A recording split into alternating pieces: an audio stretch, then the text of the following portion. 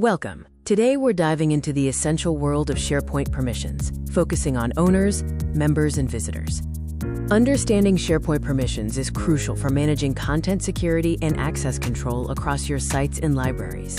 Permissions determine who can view, edit, or manage content. They are the backbone of data integrity and confidentiality in your SharePoint environment.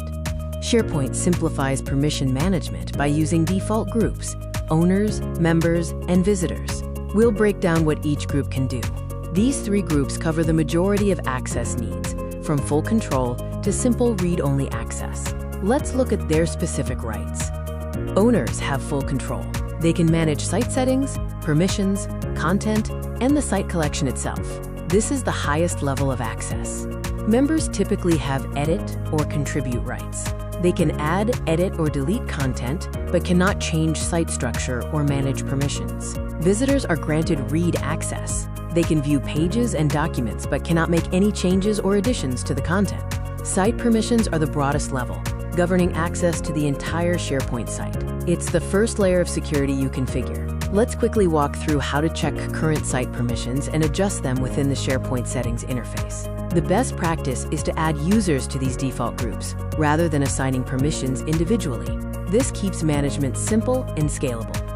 Beyond the entire site, you can set granular permissions at the library or list level, offering more control over specific content areas. By default, libraries and lists inherit permissions from the parent site, but sometimes you need unique permissions for sensitive documents. Here's a look at how you can stop inheriting site permissions and set unique access controls for a specific document library. Unique permissions allow you to override the site's default settings and specify exactly who can do what with content in that specific location. Breaking inheritance is the key step to setting unique permissions. This process detaches the library from the parent site's security settings. Use unique permissions for confidential HR documents, specific project deliverables, or content that only a small, specific team should access.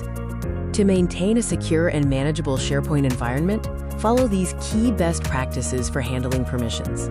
Always use SharePoint groups or Active Directory groups when assigning permissions. Managing hundreds of individual users is inefficient and prone to error. Limit the number of owners with full control. Fewer people with high-level access minimizes the risk of accidental or malicious site damage. Finally, conduct regular permission audits to ensure only necessary access remains. Security is an ongoing process, not a one-time setup.